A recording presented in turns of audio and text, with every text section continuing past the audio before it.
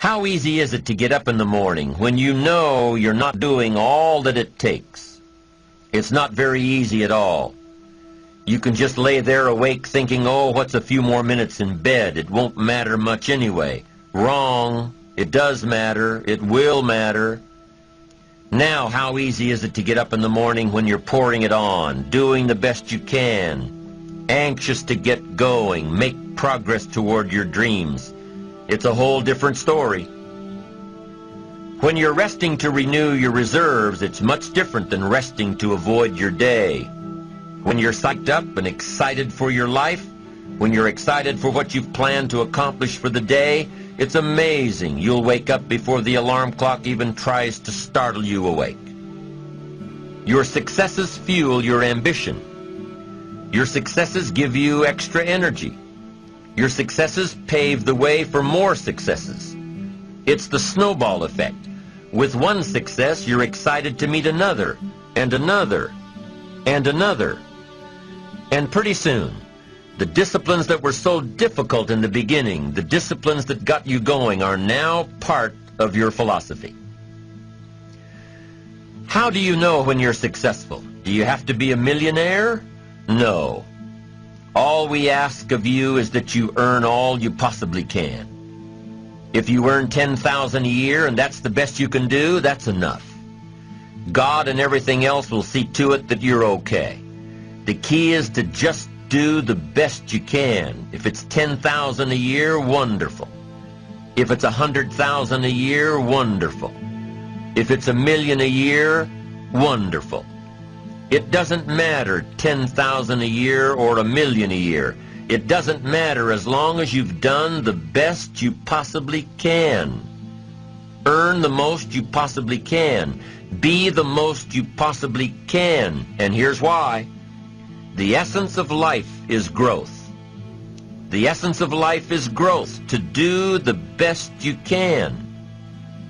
And here's what's interesting.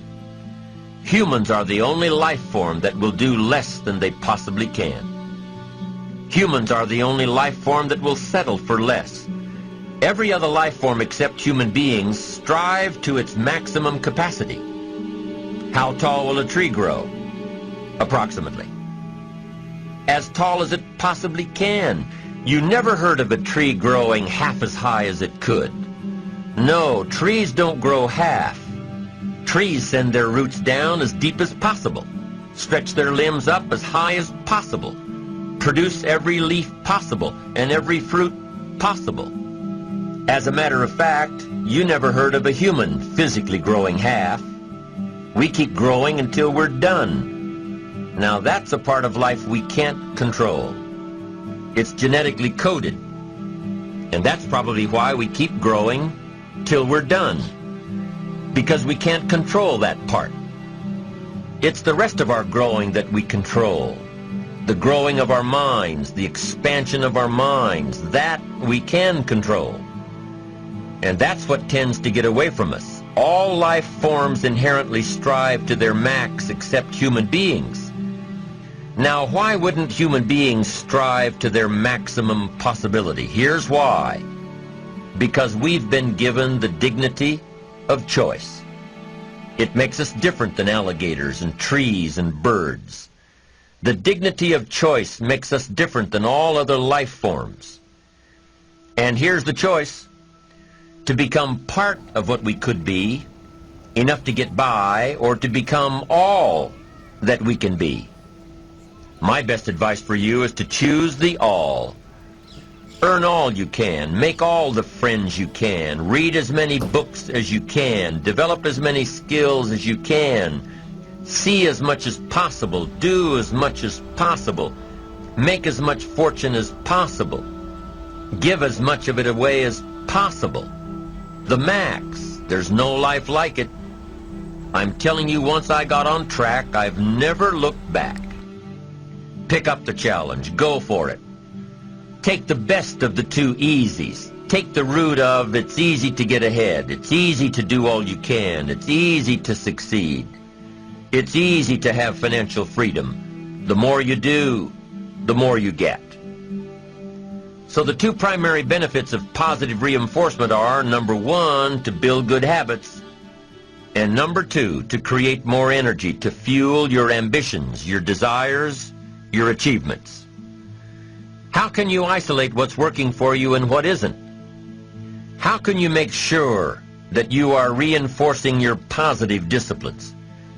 Well, if it isn't apparent, easy to see right away, if what you're doing is happening in such small increments that you're not sure if you're on track, then you need to be writing it down. You need to keep a journal anyway.